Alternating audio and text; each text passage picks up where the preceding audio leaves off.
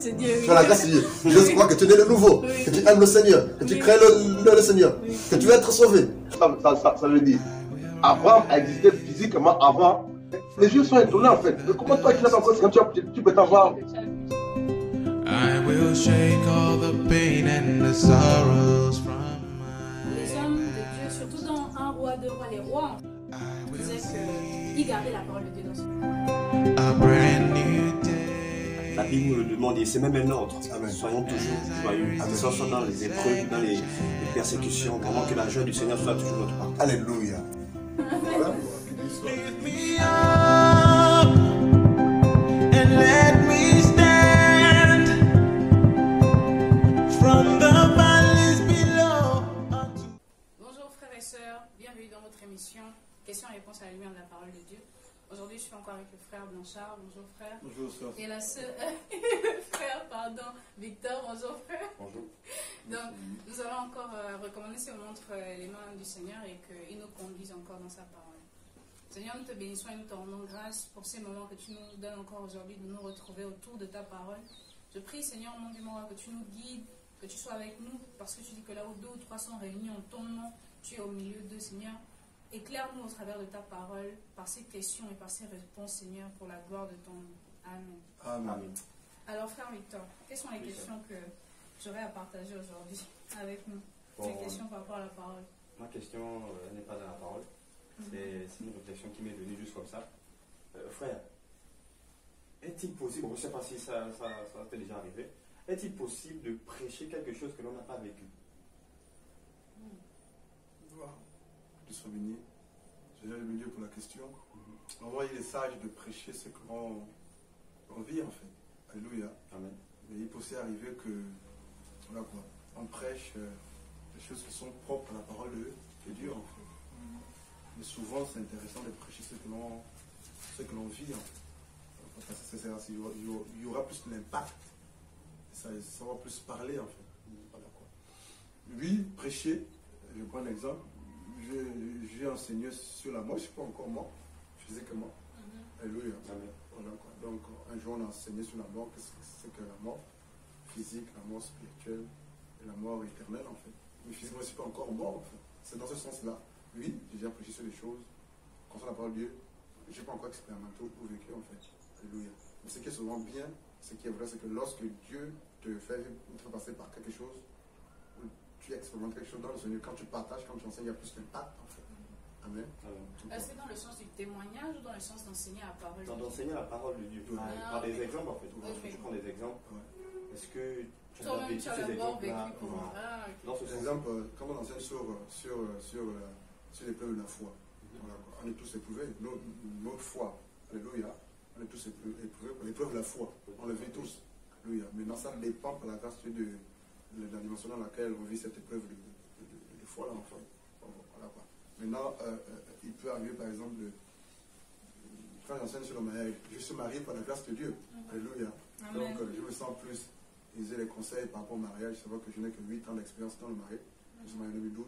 Voilà, quoi. Donc, oui, il y a plus d'impact lorsqu'on enseigne ce que l'on vit, en fait. Alléluia. Plus d'impact, en fait. C'est vrai.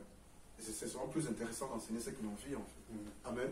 Donc, mais il peut arriver d'enseigner sur des choses que on n'a pas expérimenté parce que c'est la parole de Dieu, parce que Dieu te demande de partager. Amen. C'est un peu ça. Dans cet exemple pour l'apôtre Paul, il a enseigné sur le mariage. Il ne dit pas mal de Il a enseigné sur beaucoup de choses, vraiment qu'il n'a pas expérimenté encore. Ouais, c'est vrai. Qu'il soit béni. Moi, j'ai une autre question, c'est dans Apocalypse 21, au verset 8. D'accord. Donc, Apocalypse 21, verset 8 dit: mais pour les lâches, les incrédules, les abominables, les meurtriers, les impudiques, les enchanteurs, les idolâtres et tous les menteurs, leur part sera dans les temps ardents de feu et de soufre, ce qui est la seconde mort. Ma question c'est, parce qu'on a dit dedans, les incrédules, on sait que c'est sûr que si tu n'as pas la foi, tu ne sais que tu ne peux pas être agréable à Dieu, donc tu ne connais pas. Tous les autres, ok, mais quand on parle des lâches, n'hériteront pas le royaume de Dieu. Ma question c'est c'est qui un lâche selon la parole de Dieu? Comment est-ce que la parole de Dieu considère que, ou à quel moment la parole de Dieu considère que quelqu'un est lâche? Et comment de façon pratique tu peux savoir que là tu es lâche ou que tu n'es pas lâche? Je prends l'exemple simple.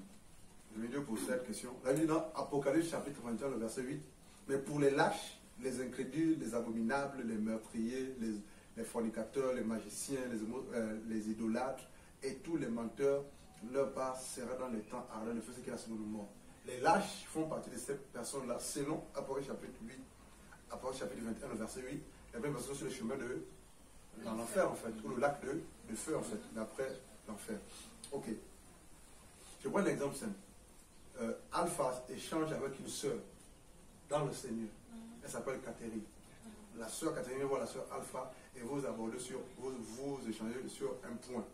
Voilà quoi. Et dans ce que la sœur Catherine dit à la sœur Alpha, il y a quelque chose qui n'est pas conforme à la parole de Dieu, en fait. Mais Alpha a du mal à dire à la sœur que ça c'est de Dieu, ça c'est pas de Dieu, en fait. Tu es lâche.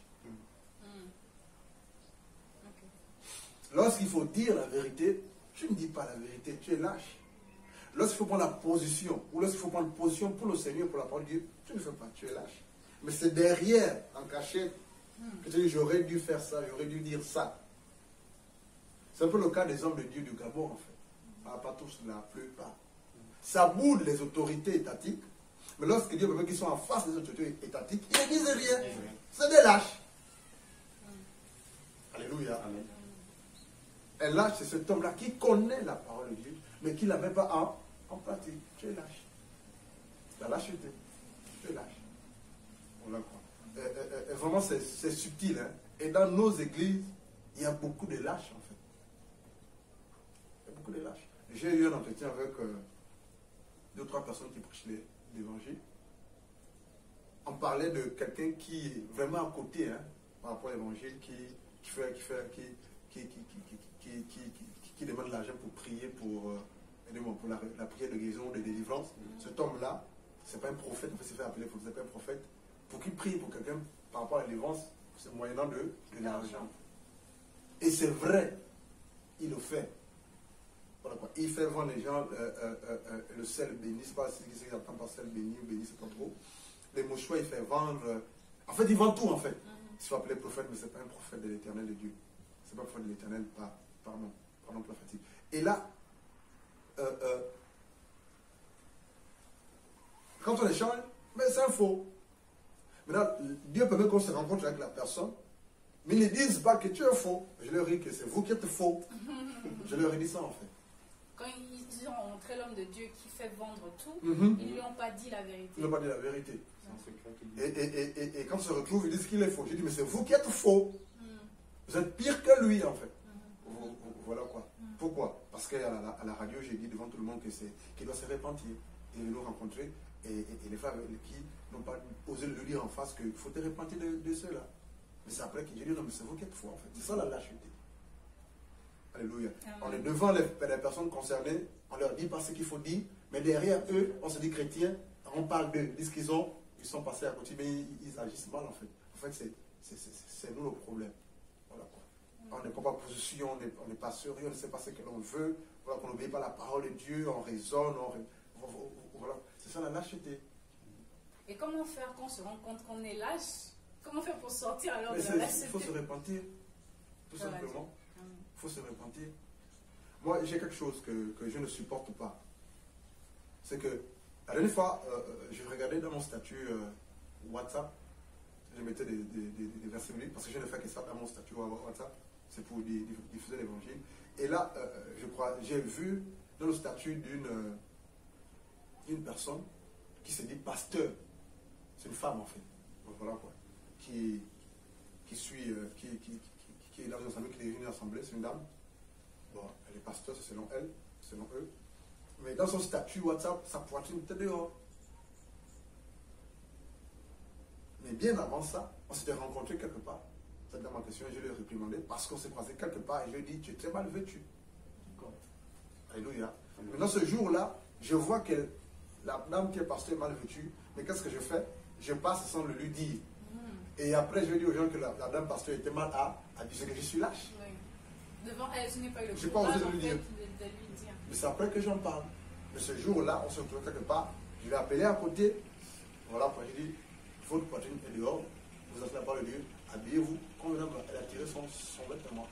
Mais qu'est-ce qui se passe le plus souvent? C'est qu'on constate, étant dans le Seigneur, que mon frère, ma soeur est à côté ou bien agit mal. Mais qu'est-ce que je fais? Je vais critiquer à côté avec un autre frère. Non seulement je murmure, je pêche, mais je suis lâche. Et c'est grave aux yeux de Dieu. Voilà. Parce que actuellement, les chrétiens ont du mal. Ils ne veulent pas qu'on leur pointe du doigt, en fait. Oh, si je vais le dire, ou si je dis ceci, je ne serai plus en bonne relation avec mon frère, avec ma soeur. Et puis, certainement, je ne vais pas bénéficier de certains intérêts, certains avantages. Donc, du coup, je m'étais. Mais en même temps, dans le secret, je murmure, je critique la personne négativement. Je suis lâche, en fait. Voilà. Donc, c'est vraiment profond. Mais pour les lâches, les incrédules, voilà quoi. Tu connais la parole de Dieu, tu ne veux pas la mettre en pratique. Tu es lâche. Tu connais la vérité, tu as du mal à vivre la parole de Dieu. Tu es lâche. Et tu n'as pas de place dans le royaume de Dieu, en fait. Parce que c'est écrit. C'est écrit, hein. C'est écrit. Que le Seigneur nous aide à ne pas être lâches. Amen. Ma deuxième question, j'ai une autre question. C'est dans Matthieu 16, 24.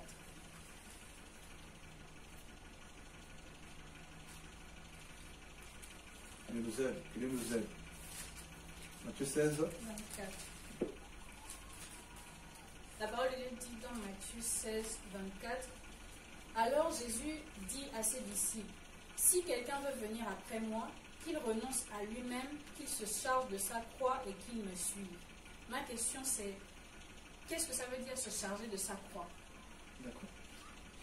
Alors Jésus dit à ses disciples, si quelqu'un veut venir après moi, qu'il renonce à lui-même, qu'il se charge de sa croix et qu'il me suive. Ici, il est question de la consécration des disciples ou du disciple. Alléluia. Dieu nous parle de la consécration. Voilà quoi. Celui qui suit Jésus doit se consacrer, se mettre à part. Voilà quoi. Doit accepter de souffrir. Alléluia. Nous sommes nombreux qui voulons suivre Jésus. Nous sommes nombreux qui ne voulons pas souffrir pour la cause de Jésus et de l'évangile de Dieu. Il est question de, voilà quoi, la consécration du disciple, voilà, de la mise à part, de la séparation avec le péché. Voilà quoi, le fait de supporter la souffrance. Alors Jésus dit à ses disciples, si quelqu'un veut venir après moi, qu'il renonce à lui-même. Le renoncement en soi, en fait. Lorsque on lit, je suis dans les évangiles là-bas, cet homme a dit à Jésus, je te suivrai partout où tu auras quelque chose comme ça. Et là je lui dis, ah, vraiment, les renards ont des tanières, les oiseaux ont des nids, mais le Fils de l'homme n'a pas un endroit où reposer sa tête. Donc, suivre Jésus, ce n'est pas un jeu, en fait. Accepter de sa vie à Christ Jésus et de le suivre, ce n'est pas un jeu, en fait. Ta vie peut être ôtée, tu peux être arrêté, être emprisonné, être tué, être incompris, insulté, injurié, tout, en fait. Alléluia. D'où il dit, alors Jésus dit à ses disciples, si quelqu'un veut venir après moi, qu'il renonce à lui-même, qu'il se charge de sa croix et qu'il me suive. Lorsque Jésus-Christ de Nazareth a porté sa croix, c'était pour aller où? Elle est mourir. Pour mourir. Porter la croix, c'est l'acceptation de la mort en soi. Porter la croix, c'est l'acceptation de la souffrance. Porter la croix, c'est accepter tout ce que cette action de porter la croix va t'apporter, en fait, va t'amener, en fait. Un peu comme tout ce que Jésus a supporté. C'est ça, en fait. Lorsque Jésus a porté sa croix sur le chemin de la croix, voilà, si on peut le dire comme ça, alléluia. Voilà, à Golgotha, il était injurié, craché, fouetté, etc. Il est allé à la croix de Golgotha, il était crucifié, il est mort, en fait. Donc, porter sa croix, c'est la mort, accepter de mourir pour Christ, Jésus, de souffrir, de se mettre à part, de se consacrer, voilà, accepter tout, en fait, et renoncer au monde, renoncer à toi-même. Donc, c'est vraiment profond. Voilà pourquoi ce n'est pas un jeu, en fait. Lorsque j'entends les gens dire que venez à Christ, Jésus, vous serez heureux. Non, non, on ne vient pas à Christ pour être heureux, en fait. Et c'est même faux. Tu vas souffrir. Non, mais disons la vérité aux personnes, en fait. On accepte Jésus de Nazareth pour la vie et éternelle. Mais avant d'aller au ciel, donc au paradis, sur terre, là, on va souffrir. On va prendre un passage. Acte 14, 22. On va prendre Philippiens 1, 29. Acte 14, 22. On va prendre Acte 14 et le frère Victor, Philippiens 1, 29. Acte 14, 22. Peut-être commencer à partir du verset 21. Vas-y, sœur, Dieu te bénisse. 21. Quand ils eurent évangélisé cette ville et fait un certain nombre de disciples, ils retournèrent à Lystre et à Icône et à Antioche. 22. Fortifiant l'esprit des disciples, les exhortant à persévérer dans la foi et disant que c'est par beaucoup de tribulations qu'il nous faut entrer dans le royaume. Dans notre version, c'est écrit par beaucoup de souffrances. Il dit, verset 22, fortifiant l'esprit des disciples, encourageant l'esprit des disciples et les exhortant à persévérer dans la foi. Quand on parle de persévérance, pas des galères, des souffrances, des épreuves. Voilà quoi. Et disant que c'est par beaucoup de tribulations qu'il faut entrer dans le royaume de cieux. Des tribulations, des souffrances, des difficultés. Frère, la foi chrétienne n'est pas facile, mais c'est possible. Amen. Amen. La foi chrétienne, ce n'est pas du train qui roule sur les rails. Tu auras des nuits blanches. Ce sera compliqué en fait. Mais dans tout ça, la Bible dit que nous sommes plus que vainqueurs. En Jésus-Christ, notre Seigneur. Amen. C'est ça, frère. Et c'est la raison pour laquelle Paul pouvait encore dire, quelque part là-bas dans le livre de 1 Timothée, là-bas, je crois, où il pouvait dire que ceux qui veulent vivre pieusement qu'ils seront persécutés. Frère, à cause de ta foi, sœur, à cause de ta foi en Christ Jésus, tu peux être insulté, injurié, maltraité, opprimé. Voilà quoi. Tu peux avoir des nuits blanches. Tu peux être arrêté, tu peux être assassiné. Et nombreux de disciples ont été assassinés, emprisonnés. Ta famille peut te rejeter, t'abandonner. C'est ça porter sa croix en fait. Alléluia. C'est ça porter ta croix. Et lorsqu'on va dans Philippiens chapitre 1, par rapport à la question. Philippiens chapitre 1. Je crois que c'est le verset 29. Lisons le verset 29. Merci Seigneur pour ta parole. Je peux lire. Allez-y. Philippiens chapitre 1, le verset 29. Et cela de la part de Dieu, car il vous a été fait la grâce par rapport à Christ, non seulement de croire en lui, mais encore de souffrir pour lui. Alléluia. C'est ça, non? Philippiens 1, le verset 29. Je vais lire dans ma version. C'est la même chose pratiquement. Et cela vient de Dieu. Car il vous a été fait la grâce par rapport à Christ, non seulement de croire en lui, c'est une grâce, alléluia, de croire en Jésus-Christ de Nazareth. Mais c'est aussi une grâce de souffrir pour lui. Pour Dieu. Wow. Injustement, à cause de la foi et l'obéissance à la parole de Dieu. Il dit, dans Philippiens 1, 29, il dit, et cela vient de Dieu, car il vous a été fait la grâce par rapport à Christ, non seulement de croire en lui, mais encore de souffrir pour lui. Verset 33 terminé, en soutenant le même combat que vous m'avez vu soutenir et que vous apprenez maintenant que je soutiens encore, frère. Donc, porter sa croix, c'est vraiment accepter de mourir pour Christ, pour l'évangile du royaume. Porter sa croix, c'est le fait de renoncer à soi-même. Porter sa croix, c'est le fait de supporter, alléluia, les épreuves et les difficultés par rapport à la foi. Amen. C'est se séparer avec tout, avec le monde, c'est ça en fait. Mais on a du mal, on veut être sauvé, on veut suivre Jésus-Christ de Nazareth, mais on ne veut pas porter sa croix. C'est la raison pour laquelle il y a beaucoup de mélange, de compromission. Un peu de Dieu, un peu du monde. Il y a la tolérance. Ça, c'est permet de faire ces choses qui sont contraires à la parole de Dieu. Mais de tels hommes, de telles personnes se disent chrétiennes et qui tolèrent tout, qui acceptent tout, qui compromettent leur foi parce qu'ils veulent les intérêts ou le succès mondain, ils ne vont pas être sauvés en fait, sauf si c'est répandre. Notre Dieu a payé un prix exigeant, fort. Il s'est donné de tout son sang, était crucifié, cloué, injurié, flagellé. Et vous pensez que c'est parce que je fréquente une assemblée appelée église et bâtiment, que je donne un peu des dîmes, un peu des offrandes, et qu'en temps j'ai dit un péché de péché quelconque que je sais. C'est faux, frère, c'est faux. La Bible dit, il y a beaucoup d'appelés, mais peu. Et la Bible dit, efforcez-vous d'entrer par la porte étroite. Frère, la vie chrétienne, la foi chrétienne, c'est la souffrance, sœur. Alléluia. Mais dans tout ça, Dieu nous prépare pour la gloire éternelle et à venir. Que Dieu bénisse. Amen. Amen, amen. Gloire à Dieu. J'ai été encouragée par ces réponses. J'espère que vous aussi vous avez été encouragés. Frère, si tu n'as pas d'autres questions, je pense que pour aujourd'hui, nos questions sont atteintes. Gloire à Dieu pour tout ce qu'il nous a apporté, il nous a partagé. Nous voulons vous encourager vraiment à poser vos questions. Si vous avez des questions par rapport à la parole de Dieu, vous avez médité un verset ou un passage que vous ne comprenez pas, le Seigneur va nous faire du bien, il va nous éclairer au travers de sa parole et de sa parole seule. Amen. Donc vous pouvez nous envoyer vos questions par email. Vous pouvez nous envoyer vos questions aussi en dessous de la vidéo en écrivant un commentaire ou bien nous appeler ou nous envoyer un message sur WhatsApp ou par SMS au plus 241 074 48 38 12. Donc je demande au frère Victor de prier pour nous recommander à la grâce du Seigneur. Seigneur, nous te rendons grâce encore ce soir, Père éternel. Seigneur, sois béni parce que tu fais comme tu veux, Yahweh. Père, nous te disons merci pour le souffle que tu nous as accordé, Seigneur. Et tu as encore permis que nous puissions nous réunir encore ce soir une fois de plus, Seigneur, à parler de toi, Seigneur, à défendre ton évangile, Père éternel. Seigneur, merci encore, Yahweh Dieu, Seigneur, Père, pour Seigneur, cette grâce que tu nous as accordée par de venir à toi chacun pour sa part, Seigneur Jésus. Oh Père, nous ne sommes pas meilleurs, Seigneur Jésus, Père. Nous ne sommes pas meilleurs que ceux-là, mon Dieu, mon roi, Seigneur, qui sont certainement, Yahweh Dieu, morts, Seigneur, qui sont certainement, oh Père éternel, allongés dans les hôpitaux, Yahweh Dieu.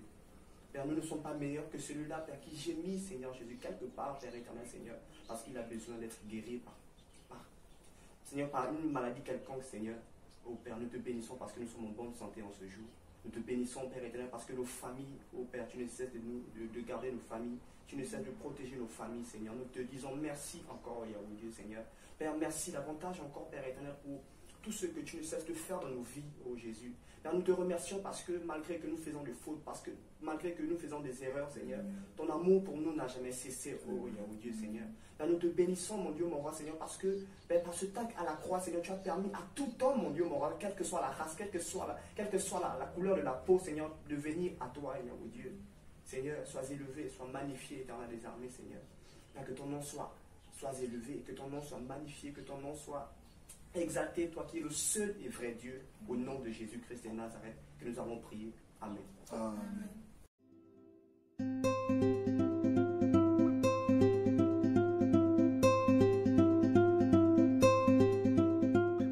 Tu as la grâce de Dieu. Je crois que tu es le nouveau, que tu aimes le Seigneur, que tu crées le Seigneur, que tu veux être sauvé. Ça veut dire, Abraham a existé physiquement avant.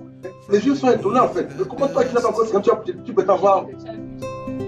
I will shake all the pain and the sorrows from Les hommes de Dieu, surtout dans un roi, deux rois, les rois, disaient qu'ils gardaient la parole de Dieu dans son cœur.